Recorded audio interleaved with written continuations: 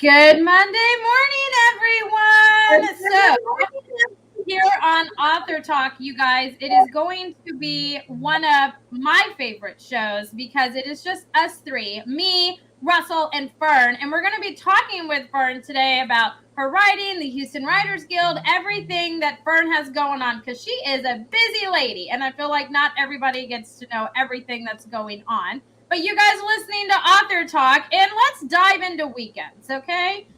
Weekends are just, mine was filled with laundry and folding and cleaning my kids' room and just decluttering and organizing my house. I'm telling you guys, I turned 30 and I just became blunt and I'm tired of the mess in my house. And I'm like, we're going to do this. And then Did you Russell, use a power washer on the inside? oh, you know I do, but you will love this. I had a come to Jesus moment with Josh, and I was just like, Oh, listen, I this is hate what we're come going to to do. Jesus moments with my wife.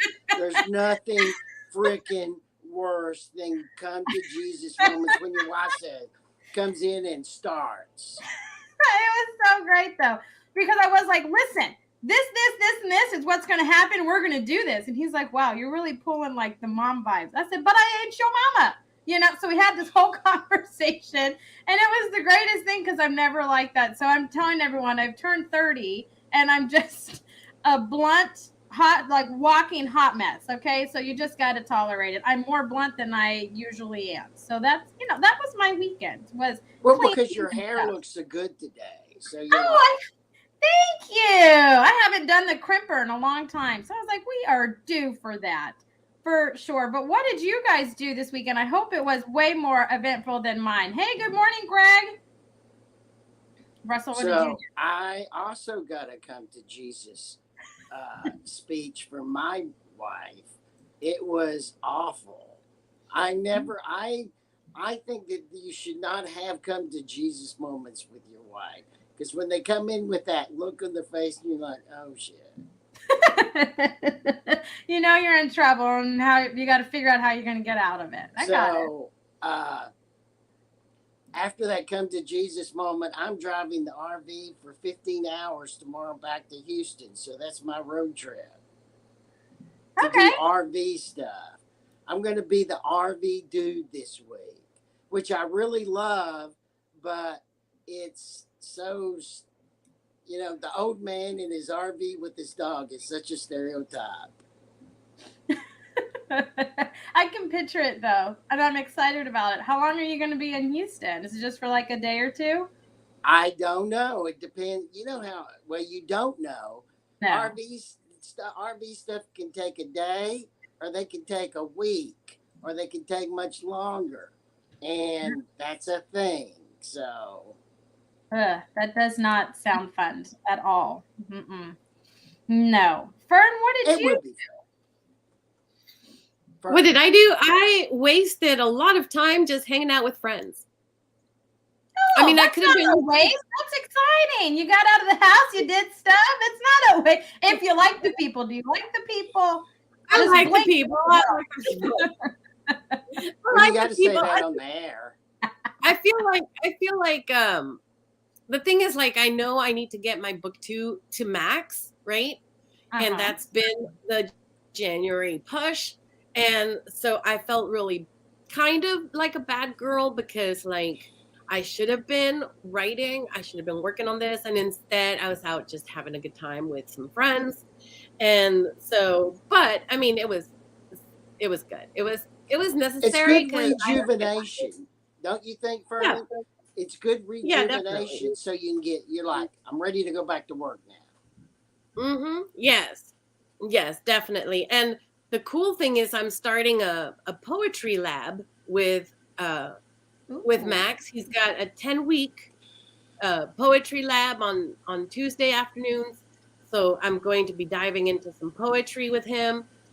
I just finished the January intensive double weekends, Yeah. so it feels good. It feels good to be kind of starting the year really revving up the writing part of my life. But like last this past weekend, I just had to just chill and go and have some fun. That's what I did. I just went and had some fun. So I want to talk about that poetry class because poetry's always been kind of what you flirted with, but you're afraid of. And if you remember when uh, I was going through one of your books with you, I said you should put a poem in right here Mm-hmm. because you like to write it. Did you keep that or did you edit it out? I actually put it in there. Yeah, like book one, United Vidden has a couple of poems in it.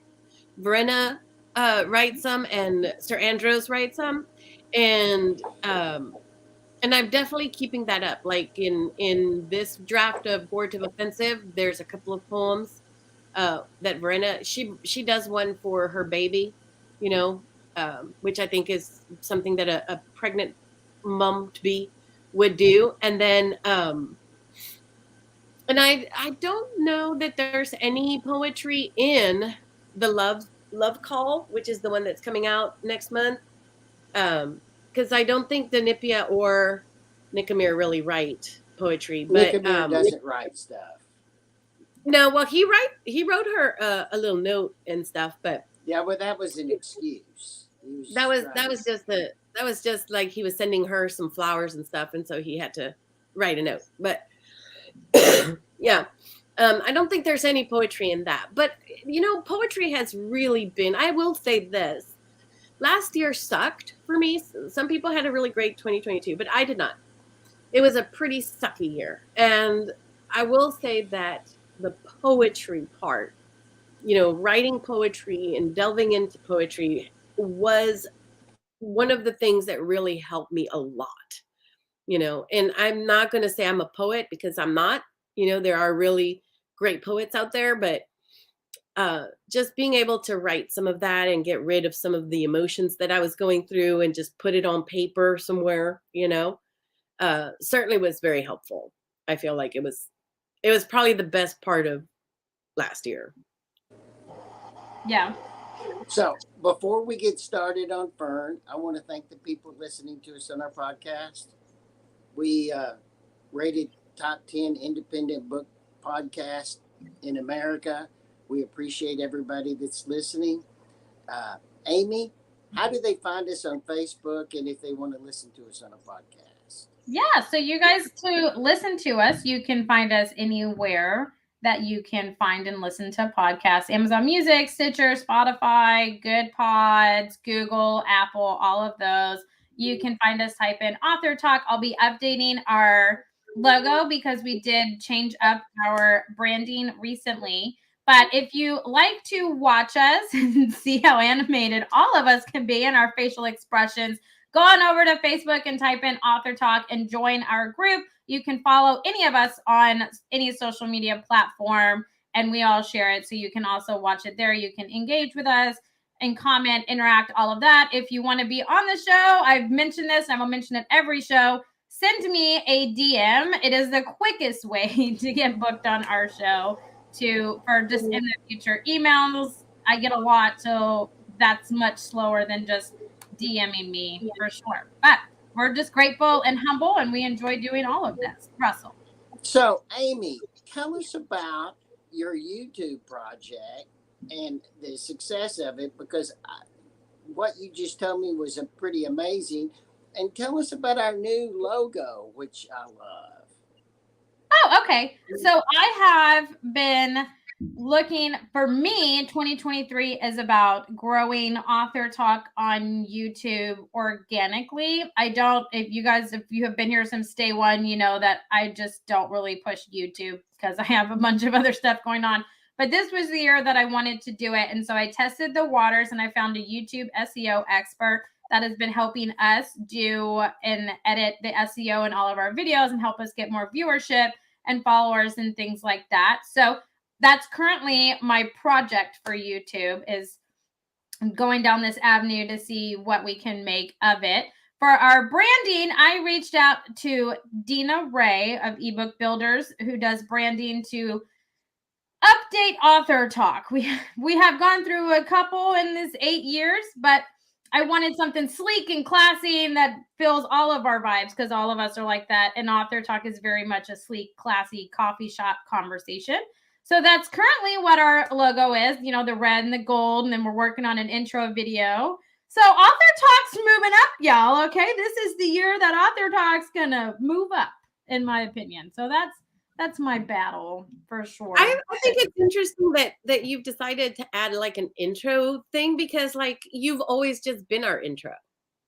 Oh, I'm gonna be the intro. It's just like okay, to be honest, if you want my honest opinion, I really just liked the video of the little swirly thing, so I wanted to use it. So maybe it'll be our outro because you guys know I'm loud and vibrant, and I'm like that on or off Author Talk. So that just sets the tone.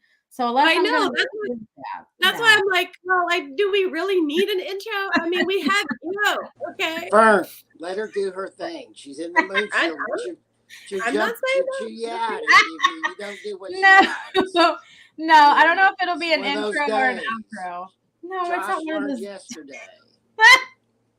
It's not one of those days. It's just one of those years, you know, like it's just all whatever. But I don't know if it'll be an intro or an outro or if we'll even use it. But, you know, I wanted to kind of see. Maybe we'll only use it on the audio part. I don't know. We'll see. But we're just going to play around with this. So if you want to, you know, help out and join us over on YouTube, you can. It's, you know, youtube.com/author talk. You can hang out with us over there if you want, tune in. But I highly encourage watching the videos because, one, I talk a lot with my hands. Me and Fern, our facial expressions, we can control what we say, but not what our face says. Russell's just a full-on filter. Like, there's no filter or anything. So we're just a lot of fun to watch. So come on and hang out with us. And it's just, I don't know, it's been fun. I enjoy doing it. So I'm like an onion. I have layers. Peel back that and you see something else. That is the best description of you. Like, yes. I'm going to change your name in my phone. I'm going to put like the little parentheses and put like onion layers is what I'm going to put next to it. Or like the onion emoji or something because I love that. But that's why I love Monday mornings, you guys. This is like the highlight. It sets the tone for my week. It makes my mindset for the week. We always have such incredible conversations with authors or just us three like today. And so I'm super excited to dive in because Fern, you, my lady, juggle so many plates that are spinning in the air and you do them wonderfully. So you are the president of the Houston Writers Guild. You own Inklings Publishing and you are a writer and writing your own books on top of many other things. I know you do. You developmental edit and do all of these things. You are also, I would say, like a book publishing or a book coach in that kind of sense. So Oh, she's a great coach. she will throw papers at you. I mean, right? that's one of Fern's greatest strengths, in my opinion. Is she's a great coach. Yeah. I enjoy working with authors. I enjoy working with authors on their books and also just in their careers, just, you know, deciding, because I mean so many authors are not sure which direction to go, you know. Yeah. And I like being able to help authors to avoid scammers, because sometimes it's easy to fall into those There are places. so many levels of scammers, and we usually wind up talking about it like twice a year. Yeah, you got to watch it. You do. And it's horrible because it's like the people that scam older people out of their money. It's like, really? Why are you being an ass like that? And you know, authors, we just want to hold our book in our hands. There's something magical about like when you have your book and it's a physical reality and it has your name on the cover and you hold it in your hand, you know. And unfortunately for many authors, they just rush. They just want that accomplishment so badly that they take up with these scammers, and then they are out a lot of money, and then unfortunately the product itself ends up being not something that they can really market, you know. And that's that. I know, Amy, you help many authors try to market books, and you've had them where like it's like, I can't really help you with this book because it's just not up to par, you know. It's not industry appropriate. And it's sad. It's sad. Yeah. I mean, those are the hardest conversations, I think, for anyone, is telling someone that your book's not marketable, right? Because they have fallen prey to the predators that are out there, right? I call them predators because they are. And they've invested all this money right into their book. And they're like, oh, you know, I just want to make it back. And then you have to be the one to tell them, look, You're not going to, unless you want to pump more money into it and redo it. And so, I think that it's one of the sad. So all industries have, ups and downs and good and bad sides. And that's definitely one of the harder, dark sides, I would say. But you do a lot to help people before they publish to bring out the best writer in them at that time, right? Because every writer grows with every book that they publish and all that, they grow and they become better. And you're really good about seeing that internally and helping that blossom for their first book and leading them towards doing a self-published book that looks traditionally done, right? Because you understand what the industry is looking for, what traditional publishers do and everything like that. So I mean, you really have that gift. I can just tell them if the cover is appealing and yeah, that's what we're going to do, but the meat inside is what you're brilliant at doing.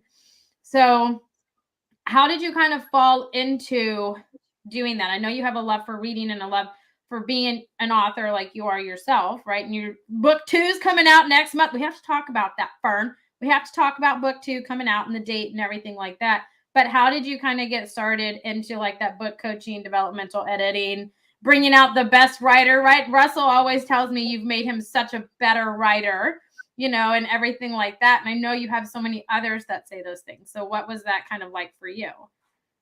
I think it started because I was a teacher. I mean, I was a teacher for 15 years, teaching sixth graders and in English language arts, right? And so in a way, I have always been coaching young writers, and so then it was just transferring over to coaching, more professional writers.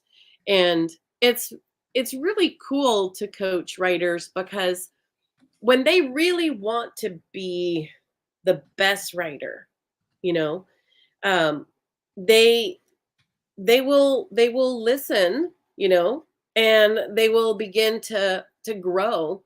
Because I mean, sometimes writers don't really want to necessarily improve as a writer. They just kind of want to have their book and they just want to write and stick it up there and that's it. It's But hard. It's Yeah. it hard. is. And it's frustrating to realize what you're writing isn't good enough. And it can Yeah. make you angry. All these things I've communicated to you when you were making me write better. Yeah.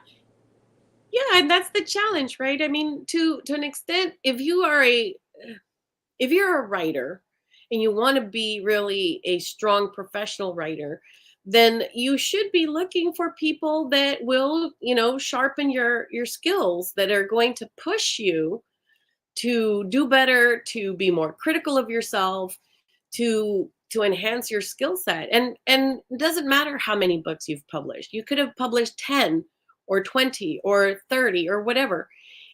You always can improve, you know and the situation is that, people are anxious. They want to get it out. They don't want to give it the time it needs to really become the best possible version of that story that it could be. And I always think about writing, it's sort of like cooking. If you rush food, right, if you put it on too high a heat to get it to cook faster, you're not going to get the best flavors.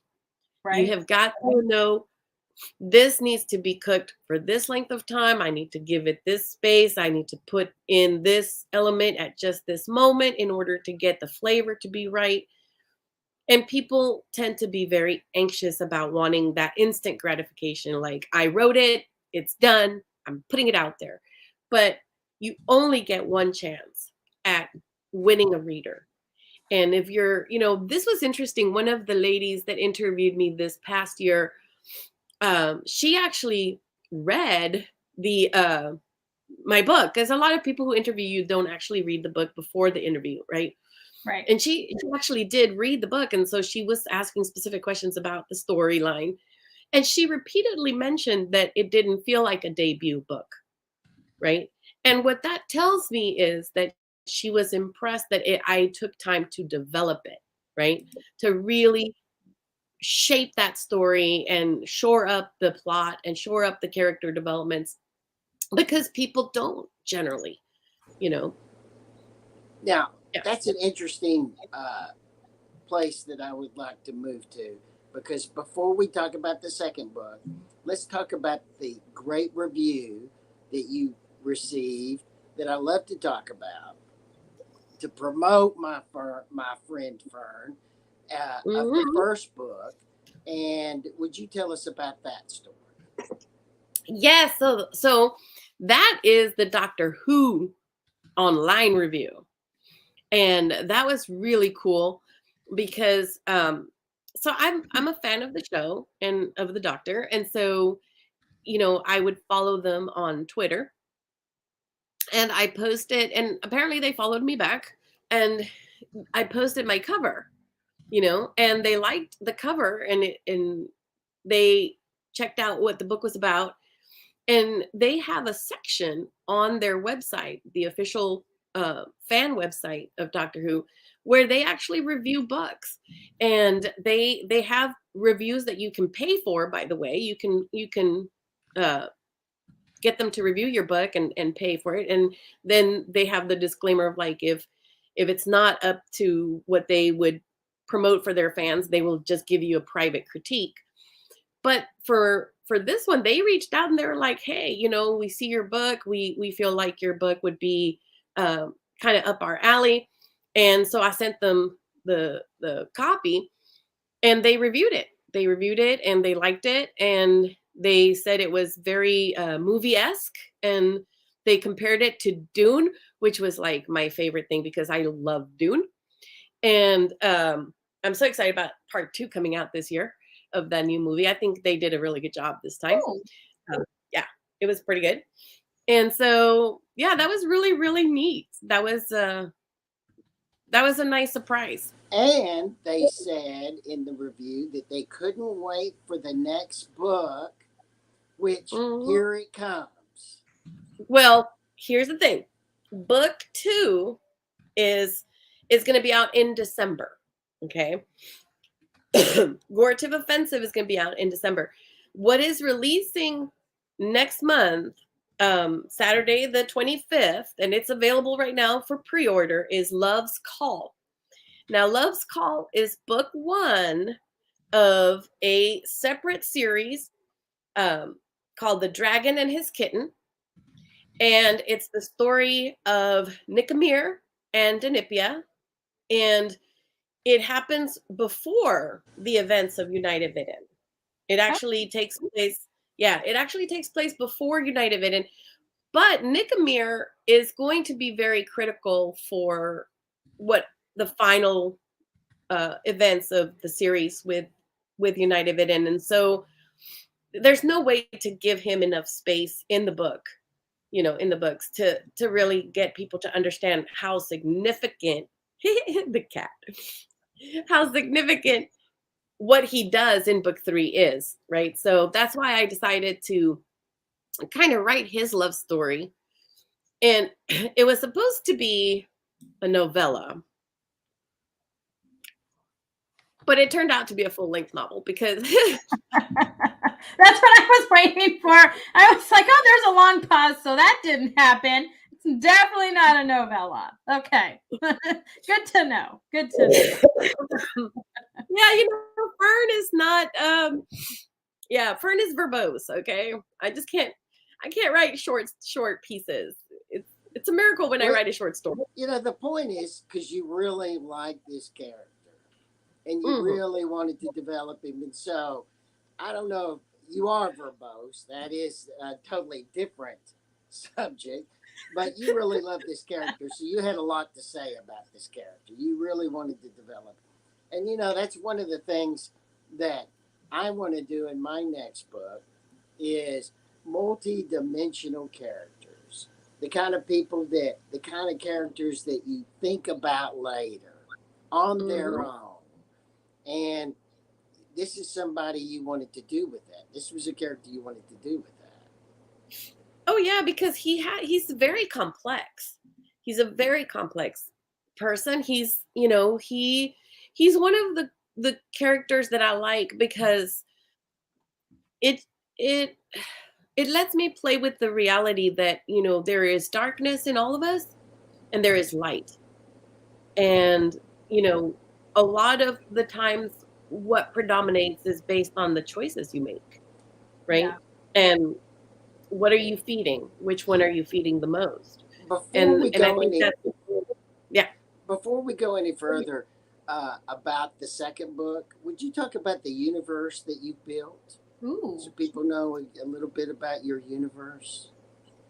Sure. So my universe is Thyrane's galactic wall. And that's interesting because like everybody who looks at my book when they hear galactic wall, they usually think galaxy, right? Like just one galaxy.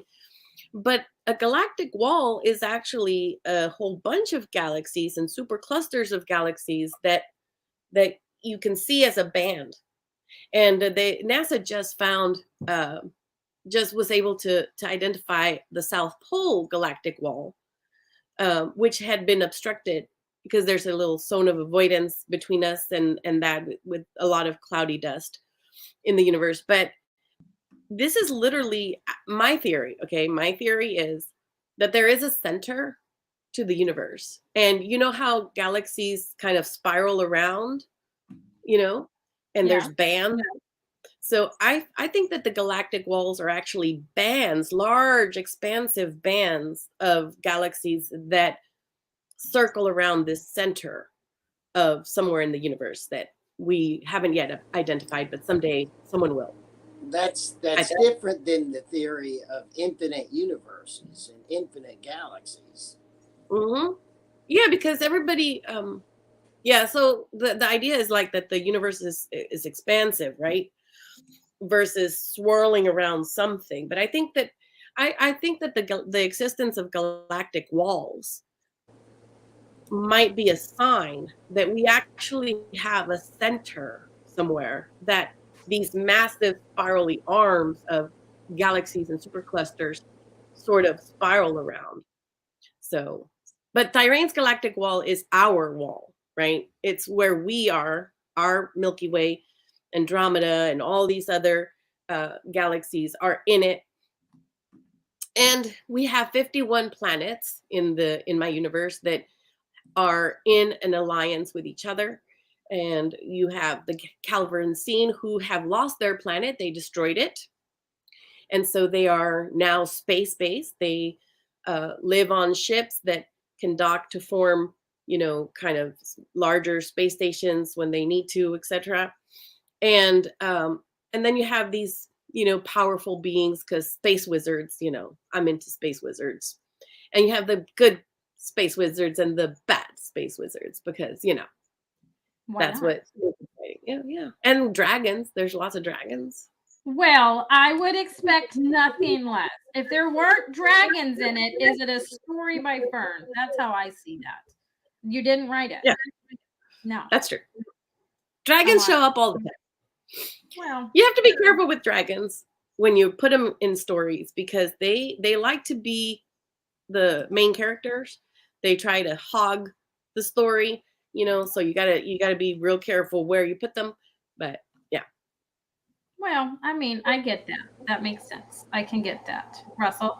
So I'm still talking about Nicomer in the second book. Mm-hmm. Okay. Uh, is he a, sometimes when you're writing a book, and this might have happened when you wrote your first one, and Mm-hmm. Nicomer started to be on your mind, characters start taking over, just like you said about dragons. But Oh yeah. you never know, or at least before I write a book, I don't really know, even though I have it outlined, I have it planned, I have it sketched out because I'm not a pantser, I'm a planner. Uh, Sometimes a character takes over and starts doing things that you didn't know that they were going to do, say things that you didn't know they were going to say. Is Mm-hmm. this Nicomer? Oh yeah. Oh yeah. Well, you and I sat down one day and you helped me kind of plot out what book two of his story would look like, right? Um, and I have that outline, you know.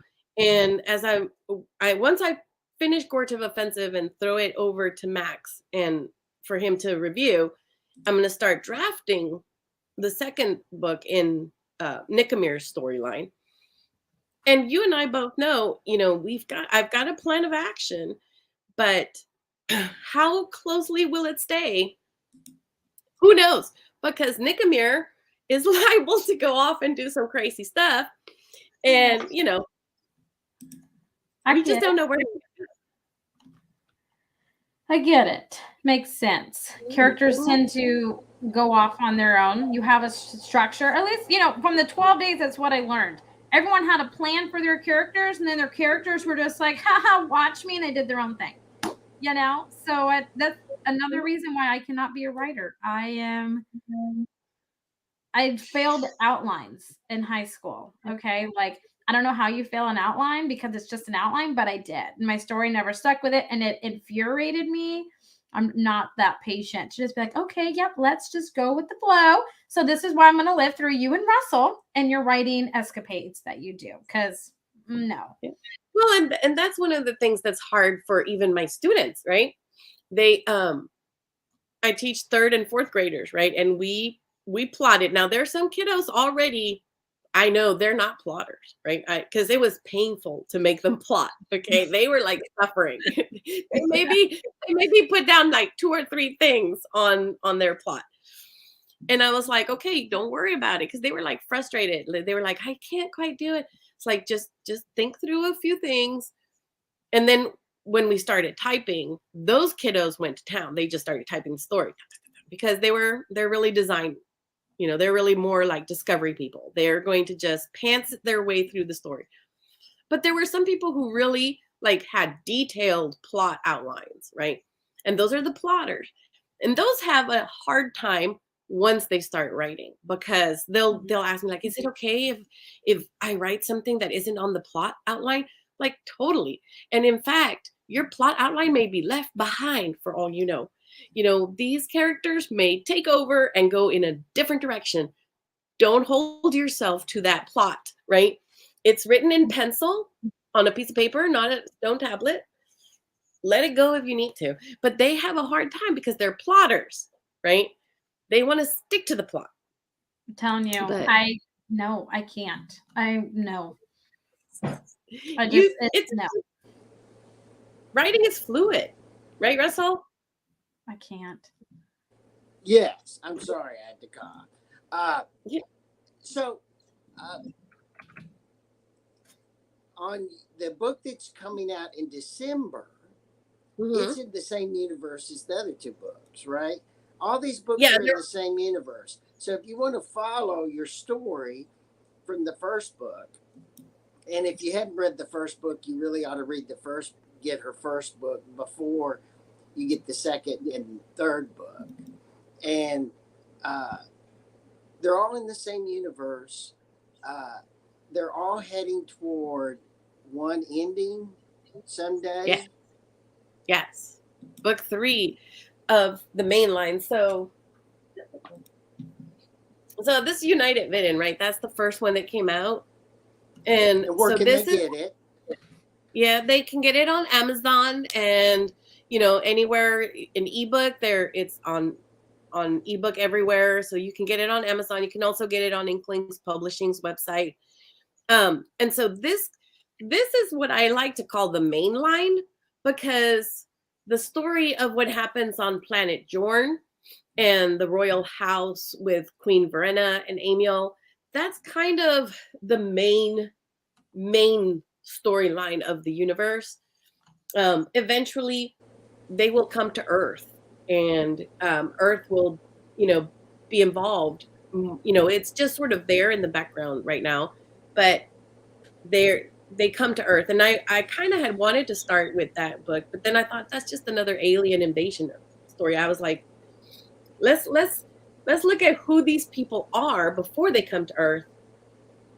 So that's like the main line. And then the Love's Call, which is coming out in February, that one is happens right it happens before United Villain, but it is connected because eventually Nicomer is in this one briefly, and in book 2 he comes out, and in book 3 he comes out even more, because he becomes a very central part to finalizing the events that start here, you know? So it's kind of, I don't know, it's kind of weird. My brain does not do very, I mean, I'm kind of linear, but at the same time, not like, Yeah. yeah, my brain is weird. Well, It's when just the you're way it is. building a universe, that's part of the challenge, isn't it? Because the universe that you're writing in, that you've structured, has 51 planets, billions of people, what, thousands of leaders, and to tell the Oh yeah. story the way you want it, you had sometimes you have to go back so they know this character. Yeah, and because this is Verena and Emil's story, right? This is Verena and Emil's story. So Nicomer, he's going to be important, but he's not the featured person, and there's no space to give him really the full understanding of who he is and why he makes the choice he makes here. Well, it's almost You as know? big as a Bible as it is. Well, I don't know. It's a It's a pretty big book. standard size for but Love's Call turned out to come out in the same size. You know, it was supposed to be shorter, but it didn't turn out that way. Now Nicomere's you do story. have romance in your book. You are a romantic person, and when you write, romance is a big part of your book, isn't it? It is, because to me, like, it's not just about the political or social structures of what's going on.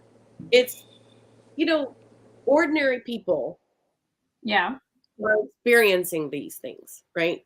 And they're having relationships. They have friendships, they have love relationships, and everything that's happening in the world is affecting them, and it's affecting their relationships. And with Verena, it's really about how does she become the queen that she needs to be, and manage her relationship with Emil as her husband and king, beside her. And how do they figure out how to rule together and move forward, after they've had such a tumultuous beginning. And the same thing with Nicomer, he has a plan, and all of a sudden he falls in love, and Hmm. now he has to readjust his thoughts and his plans and his goals, because now he has this woman that he's in love with. And how does she fit into his world, and how does she fit into his plans? and And they're not from and the same world, nor do they have the same culture, nor do they have the same beliefs, and that's part of the story, isn't it? Oh yeah, and it's because in her country, right? They're on Nicomer and Denippia are on planet Gelderont, okay, which is a different planet from the first book. And he is the president of Saruzia, a big, massive nation, very powerful. And she is from Eusmerum, and she's an artist, right? An innovator. So in her worldview, he is an evil dictator, because that's how her country sort of sees Saruzvia and him. And he doesn't see himself that way, right? So he has to convince her He's a that, liberator and a hero in his yeah. mind, in his country. And oh yeah, he's the one who helped his country from a Calvernstein invasion, right? These space people that tried to take over. And as far as he's concerned, he is helping his country um, survive and flourish, right? And so, but that's not how her country sees him. And so she comes from a position of like, he's a bad guy. I should not like him, let alone want him or fall in love with him. And so she's very resistant, and she's very worried about, if I do fall in love with him, how will that impact my company? How will that impact my career? Because she's building her company, and she just won this great award for this paint, which I wish we had, because so she developed this paint that has nanotech in it.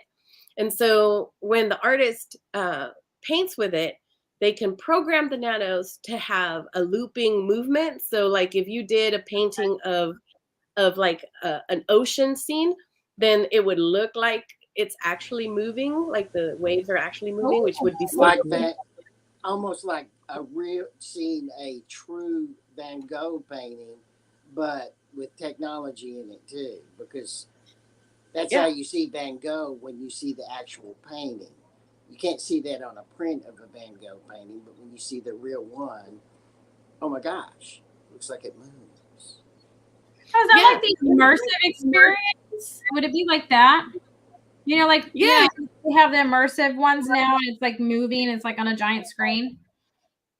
Kind of, but like it would actually be built into the paint. So the actual painting would have this movement. It's like sometimes when I see the pictures of galaxies and stuff that NASA puts out, for a moment, I can almost imagine how it's moving, right? But if you painted with this paint that she develops, it would actually be moving. Like the painting would actually have that movement in it. And so I think that would be so much fun if somebody came up with Fern, that. I totally encourage somebody to do that.